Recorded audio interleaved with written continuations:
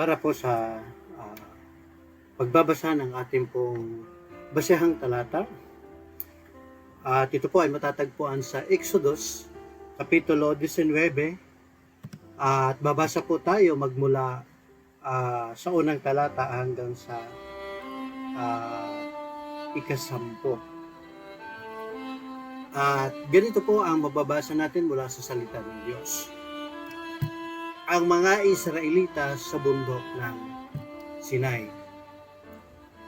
Ang mga Israelita ay nakarating sa ilang ng Sinai noong unang araw ng ikatlong buwan, buhat nang sila umalis sa Ehipto. Mula sa Rephidim, nagpatuloy sila sa ilang ng Sinai at nagkampo sila sa tapat ng bundok.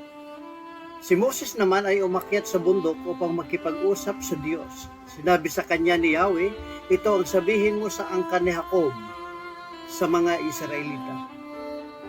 Nakita ninyo ang ginawa ko sa mga Ehipsyo. Nakita rin ninyo kung papaanong dinala ko kayo rito tulad ng isang agilang nagdala ng kaniyang inakay. Kung susundin ninyo ako at magiging tapat sa aking kasunduan, kayo ay magiging bayang hinirang, ang buong daigdig ay akin, ngunit kayo'y aking itatangin. Kayo'y gagawin ko ng isang kaharian ng mga pare at isang bansang banal. Iyan ang sasabihin mo sa mga Israelita. Kaya tinipon ni Moses ang mga pinuno ng Israel at sinabi ang lahat ng inutos sa kanya ni Yahweh. Sila na may sabay-sabay na sumagot, susundin namin ang lahat ng iniutos ni Yahweh. Si Moses ay nagbalik kay Yahweh at sinabi ang tugon ng mga tao. Sinabi ni Yahweh kay Moses, magsalita ako sa iyo mula sa makapal na ulap upang marinig ng mga tao nang aking sila'y mapaniwala sa iyo habang panahon. At sinabi ni Moses kay Yahweh ang pasya ng mga tao. At sinabi ni Yahweh kay Moses, sabihin mo sa mga tao na ihanda nila ang kanilang sarili mula sa araw na ito hanggang bukas. Kailangang labhan nila ang kanilang mga at humanda sa makalawa, sapagkat ako si Yahweh ay bababa sa bundok ng Sinai para makita ng mga tao. Pagpalain po ng Panginoon ang pagkabasa ng kanyang salita sa ating pong puso.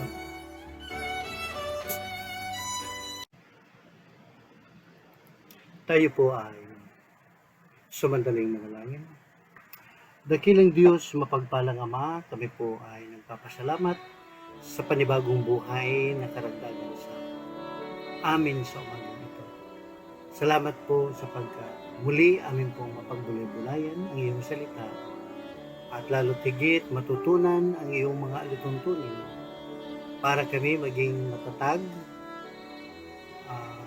lumago sa pananampalataya.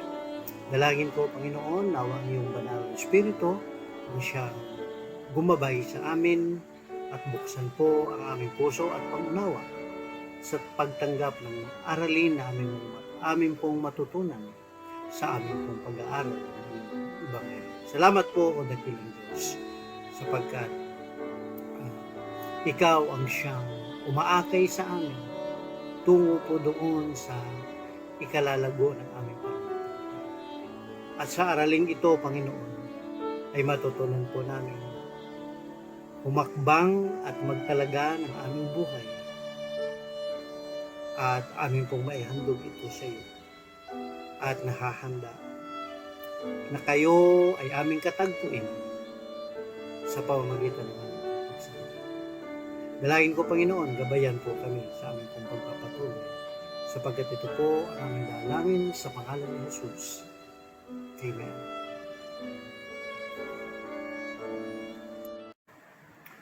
Sa pasimula po ng ating pong patuloy na pag-aaral sa buhay ng mga Israelita, ito'y ang bayan ng Diyos. At natunghayan natin sa mga nakalipas na pag-aaral ay kung paano sila iniligtas ng Panginoon mula sa bayan ng Ehipsyo tungo sa bayan na ipinangako ng Diyos ito ay ang bayang Kanaan. At sa kanilang paglalakbay mula nung sila'y umalis sa Ehipto, ay samot-saming problema at suliranin na kanilang naengkwentro, ngunit ipinakita ng Diyos ang kanyang kapangyarihan sa kanila.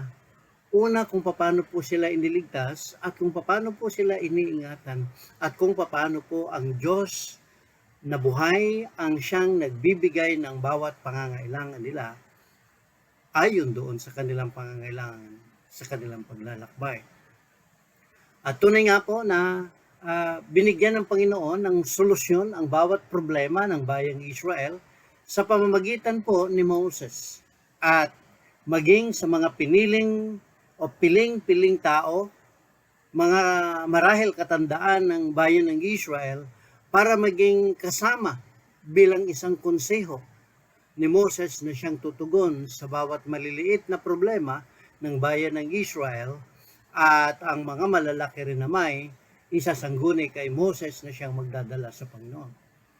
Sa mga sandaling ito, nais ko pong tignan natin ang Kapitulo 19 ng Exodus, na kung saan ano ba ang nais ng Diyos sa atin? Ano ba ang nais ng Panginoon na tayo'y maging? Diba? Tayo po minsan ay may mga katanungan, ano bang gusto mong maging? Diba? Yung iba gusto magiging mayaman. Yung isa gusto maging matagumpay sa kanilang karera o kurso o karirang pinaghanda nila sa kanilang buhay. O yung iba, sabi nila, tama na lang na magtinda ako ng isda sa palengke. Di ba? Ay, iba-iba ang pagnanais ng tao. Ngunit ano po baga ang nais ng Diyos para sa atin? What God wants us to become? Tayo po ay nilikha ng Panginoon bilang individual at mayroon pong iba't ibang tungkulin sa lipunan ito at maging sa gawain o sa ministeryo ng Panginoon. Kaya tingnan natin at pag-aralan natin kung ano po ang nais ng Panginoon una sa lahat at kung paano ang kanyang proseso upang malaman natin na tayo nga ay higit na handa na makipagkita o katagpuin ang Panginoon sa ating pong buhay. Now, una sa lahat, sabi niya po dito, how to get ready to meet our God. Paano ba tayo maging handa? Di ba? Matatandaan ko po, mayroon po akong isang matanda na kakilala nung ako po'y bata pa. Marahil alam po ng mga taga-Bani yan. Siya po ay aktibong-aktibo sa gawain ng Panginoon. Araw ng linggo, pagsamba, nandiyan siya. Araw ng pulong panalangin sa midweek prayer meeting, nandoon siya. Pero napansin ko po nung ako po ay kabataan pa rin ako hanggang ngayon, ay siya po ay maaga po na dumadalo sa gawain. Akong matatandaan po ng ilan, ito po ay si Papo Pisyong, Iklarin na baga. Sa Taltal. Ito po ay, dyan po siya sumisimba sa Bani. Naglalakad po siya magmula sa Taltal patungo dyan sa Bani. At alam po ba ninyo kung sinong pinakamaaga na dumarating sa bahay panalanginan, sa bahay sambahan? Si Papo Pisyong Idubala. Yun, Papo Pisyong Idubala. Now, at dahil po dito, napaka-inspire po. No? Ang ibig kong sabihin, na kung nais po natin ipahayag na tayo po ay nahahanda katagpuin ang Diyos, una po sa lahat, depende kung paano tayo naghahanda. Ayan. Kaya po, dapat sana tayo mananampalataya sa tuwing samba o pagsamba ng linggo, Sabado pa lang nakahanda na tayo. Nakaplansya na po yung mga damit natin. At yung susuotin natin ay yung pinaka-the best sa lahat ng damit natin. Kasi po kakatagpuin natin ang Panginoon doon sa kanyang tipanan sa atin, sa kanyang bahay pandalanginan. Kung piyesta nga po, nagsusuot kayo ng spooting, di ba? Nakasapatos pa. Ayaw maputikan. Bakit hindi sa church? Bakit hindi sa pagsalubong o pagsundo o anong tawag dito? Oras ng pagpapahayag ng ating pakikipagtagpo sa Panginoon. Now, dito si Moses, sabi niya, binigyan siya ng imbitasyon ng Panginoon. God gave Moses an invitation to know Him. Sabi niya, Moses, umakyat ka dito sa bundok ng Sinai upang ang layunin po ng Diyos dito ay higit makilala ni Moses ang kanyang Panginoon na kanyang pinaglilingkuran. Kasi magpapahayag ang Panginoon sa kanya. Ganun din po naman tayo, mga kaminamahal. No? Iniimbitahan tayo lagi ng Panginoon. No? Mahirap nga lang sa pagkakataong ito sapagkat pandemic. At ngayon pong araw ay itong linggong ito hanggang sa kalahating buwan ng Agosto ay mahigpit po ang protocol ng gobyerno para sa pandemya, kung kaya nga po ang maraming mga simbahan, lalo na sa Metro Manila, ay hindi po sila nakakaganap na mapadako sa bahay panalanganan, kung hindi, nagiging kasapatan na lang po ang virtual worship sa kanila. Ay katulad ng ginagawa natin, na tinatawag natin na live streaming o virtual Bible study na sinusubukan po nating magamit ang ganito pong platform para kayo po ay makarinig patuloy ng salita ng Panginoon. Kaya po dito, sabi ng Panginoon kay Moses, umakyat ka sa bundok. Yan na po ang bundok ng Sinai. Okay. Now, and the Lord called Moses out of the mountain, and sabi niya, and be still and know that I am God. Sabi ni Yahweh kay Moses. Tinawag niya si Moses doon sa bundok, at pagkatapos sabi niya, huwag kang mangamba, huwag kang matakot, sapagkat sabi niya, makikilala mo ako siyang Diyos na tumawag sa iyo. Galing, no? Kung maalaala po ninyo, yung pagkapanalo ni Heidelin Diaz, yung first Olympian gold medalist natin sa Pilipinas, mayroon po siyang courtesy call sa Malacanang. At alam po ba ninyo, sa paghanga po ng ating butihing Pangulo, siya po ang unang tumayo at sumaludo sa ating pong atleta sa karangalang ibinigay ng atlitang ito ni Heidelin Diaz sa ating pong bayan.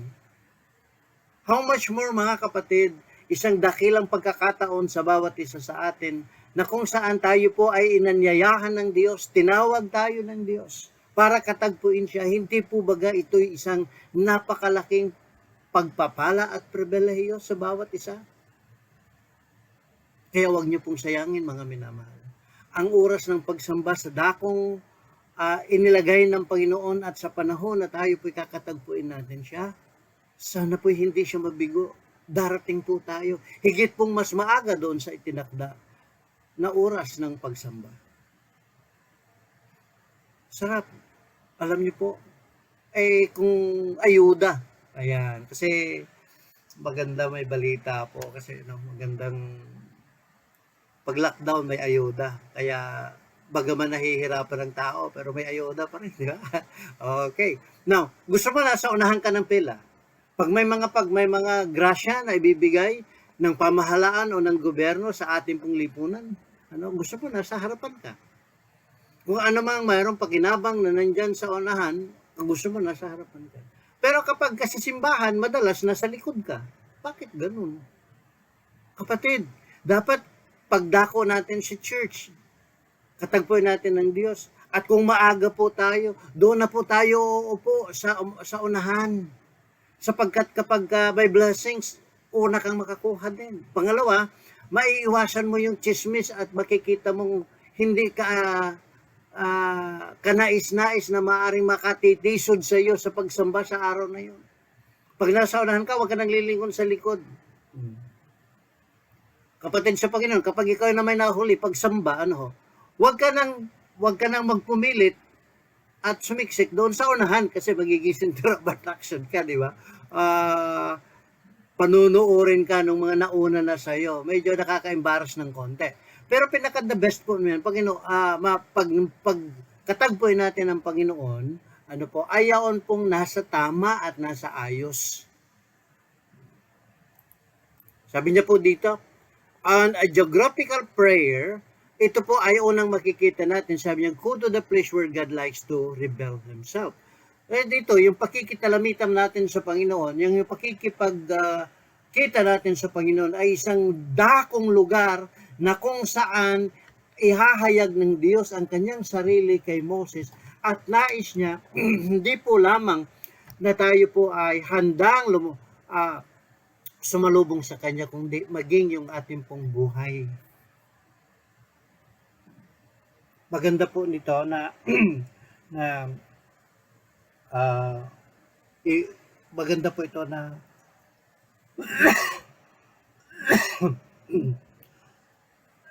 excuse me pa. Yung pong alisin natin yung mga bagahe natin sa sarili at humarap sa Panginoon. Let us unload all those burdens sa buhay natin.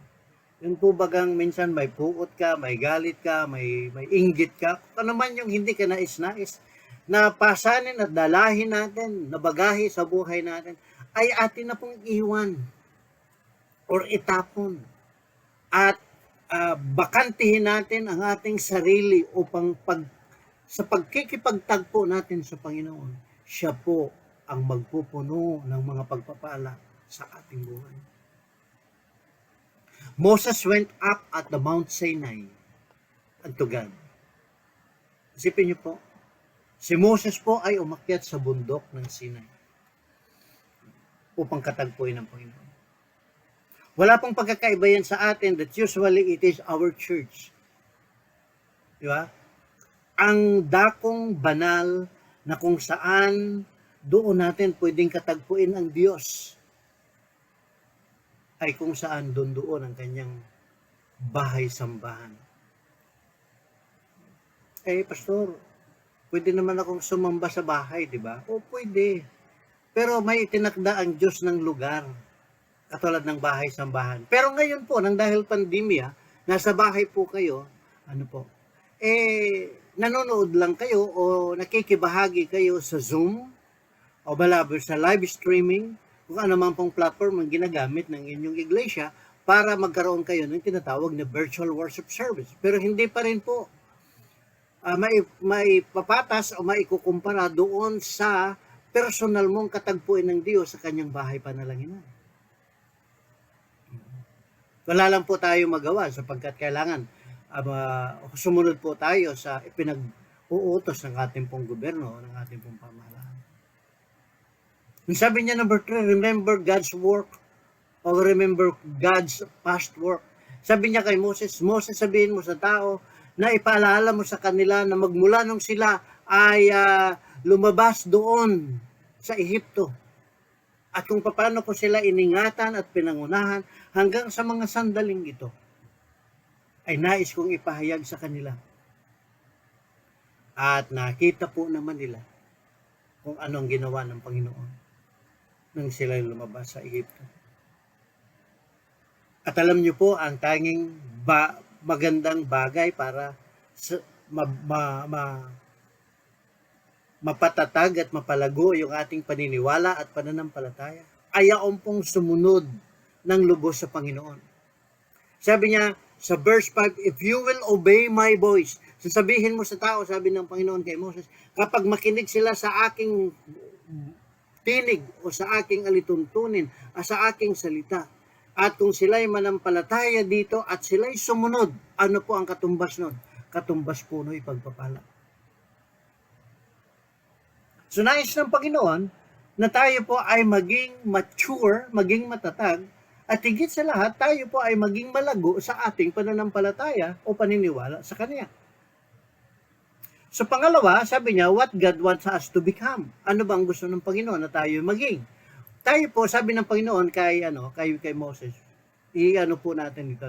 Number 1, God treasure us. Okay? Sabi niya po dito sa verse 5, and ye shall be a peculiar treasure unto me.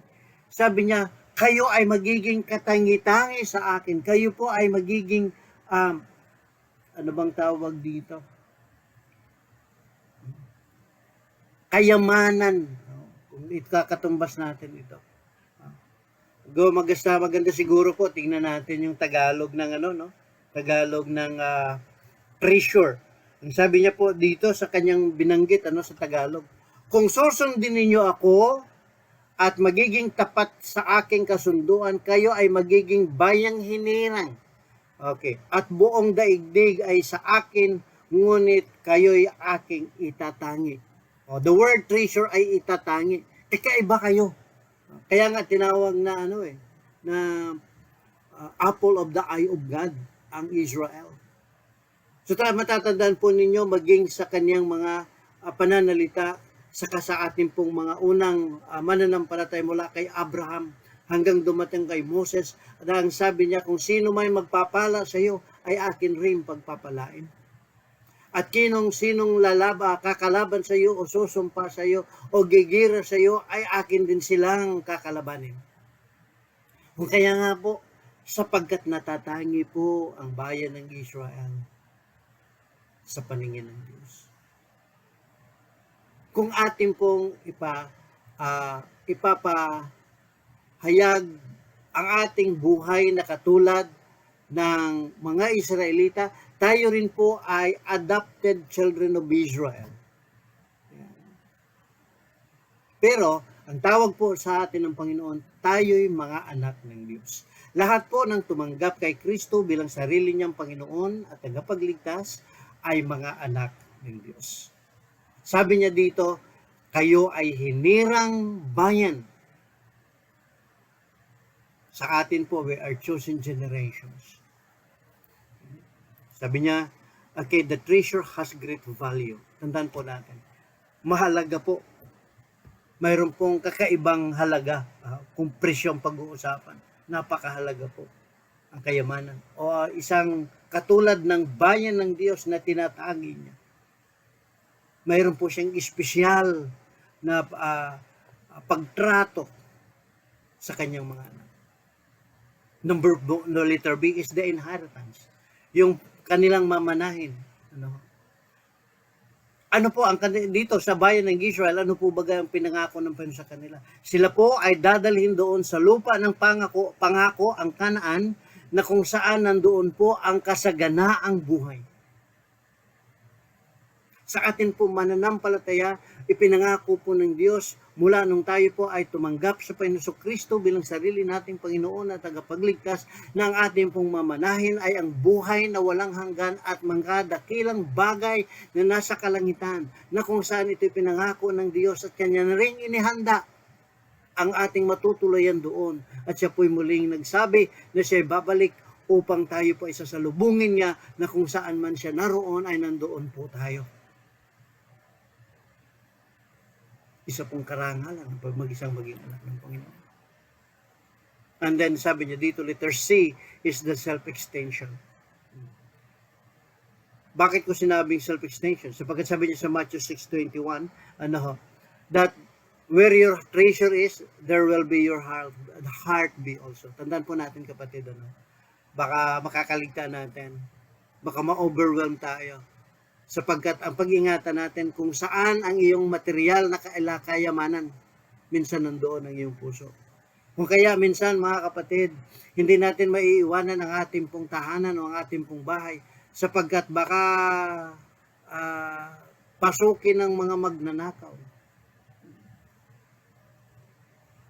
O kaya nandoon ka sa bahay-sambahan na iniisip mo, baka yung nakalimutan mong isda ay kakainin ng pusa o ng aso, sapagkat hindi mo naiingat doon sa refrigerator o sa aparador. So, mahahayag at makikita sa buhay natin, mga minamahal, kung saan daw ang ating kayamanan, ay doon din po ang ating puso. Harinawa, mga kapatid, hindi mo asumpungan ng Panginoon dito, kundi ang kayamanan natin ay ang salita ng Diyos, ang ministeryo ng Diyos, ang mga bagay spiritual, na kung saan ating pong inilagak ang ating puso doon sa mga makalangit na bagay kaysa sa mga material, temporal na minsay mawawala. Sapagkat kung ang ating pong puso ay nakalagak sa mga espiritual na bagay, sa mga makalangit na bagay, iyon po ay isang pagtugon sa pagnanais ng Panginoon na tayo po ay makahanda o maihanda sa pagsalubong sa Kanya. Sabi niya, God want us to be His priest. Sabi niya, gagawin ko kayong bayan ng mga saserdote, bayan ng mga pare. Bakit binamit na dito, that ye shall be, sabi niya, to me a kingdom of priests. Kayo magiging kaharian ng mga saserdote o ng mga kaparian. Bakit niya po tinutukoy ito? Sapagkat doon po nasisintro na kapag tayo po ay bayan ng kanyang kaharian na itinatag o itinalaga o iniligtas, ang sentro po na ating pong maging buhay ay ang pagsamba sa Kanya. Give God a worship due to Him. Diba? At sa bawat umaga, tulad po ng aking nabibigkas sa araw-araw, sa bawat dugtong ng ating pong buhay, sa bawat umaga sa ating pong paggising, ang Diyos na nagmahal sa atin, ang Diyos na masaganang biyaya, ang Diyos na masaganang pagpapala, ay naghahanda. Ang sabi nga natin, sa bawat umagang gising, nakahanda na po ang maraming blessings na galing sa Panginoon. Tandaan po natin, inihahanda ng Diyos yung ating pong buhay, yung ating pong sarili, para humarap sa Kanya, para sumalubong sa Kanya, para katagpuin natin siya doon sa dakong Kanyang ibinigay kay Moses, ang bundok ng Sinai, na doon ipapahayag ng Diyos ang Kanyang sarili at ang Kanyang kalooban sa Kanya. Gayon din rin po naman tayo. Tinalaga ng Diyos ang bahay-sambahan na kung saan doon po tayo katatagpuin ng Diyos. Kung kaya't kailangan po natin paghandaan ito. Kaibigan, kapatid, handa ka na ba na dumalo ng matapat sa gawain at kasalubungin ng Diyos sa Kanyang bahay panalangin? Mapaaraw man ito ng linggo, dapat bagang maaga tayo. Kung ito po bagay Miyerkules o anuman po ang inyong pulong panalangin, kailangan po nandoon din tayo. Sapagkat sa mga oras na yun, matatagpuan natin at makakatagpo natin ang Diyos na nagligtas sa atin, ang Diyos na nagmahal sa atin, ang Diyos na nagpapala sa atin. Muli po, ito ang ating morning meditation at ako po si Pastor John. Umaasa at nananalangin na sanang biyaya ng Diyos ay patuloy na managana sa inyo at sa ating lahat, saan man ka naroon. Dalangin ko na itong susunod na mga araw ay maihanda po natin ang ating sarili para salubungin o makipagkita po tayo sa pakikipagkita natin sa Panginoon, sa Kanyang banal na presensya, sa bahay panalangin na, doon po sa bahay sambahan. Huwag ho kayo mag-a-absent, bagkos higit pong mas maganda kung mapaaga po tayo. Huwag natin paghintayin ang Panginoon.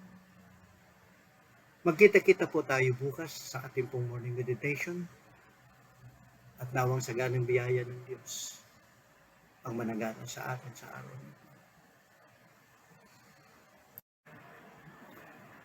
Muli po, salamat dakilang Diyos sa amin pong napagbulay-bulayan. Ang mensahe ay at ang iyong salita ay tunay na maliwanag sa aming pong pangunawa. Na ikaw ang tumawag sa amin at kung ano ang iyong layunin.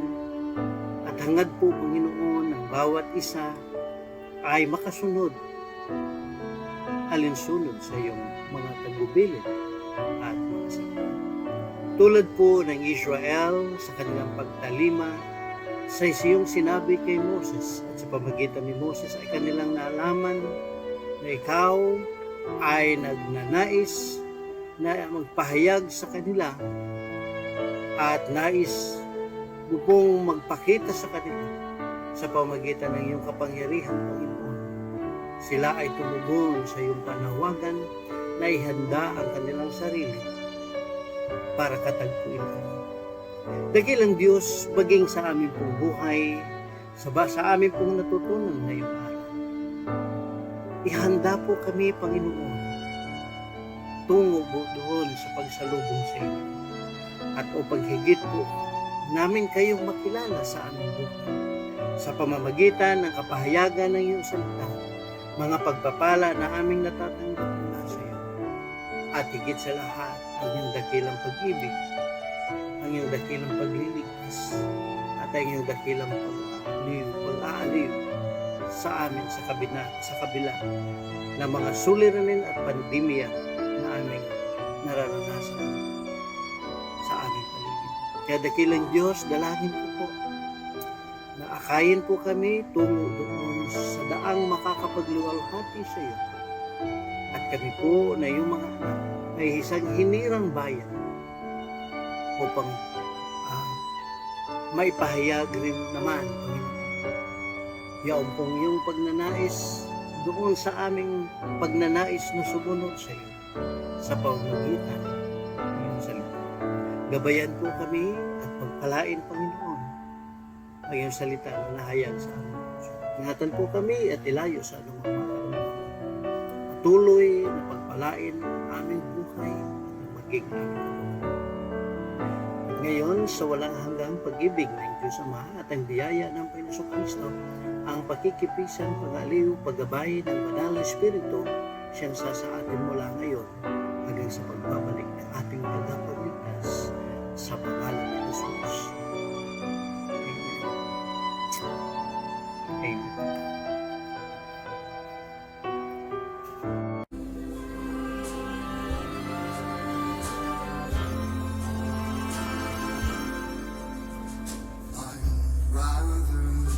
Jesus than silver or gold. I'd rather be his than have riches untold. I'd rather have Jesus than houses or land. I'd rather be there than I is there.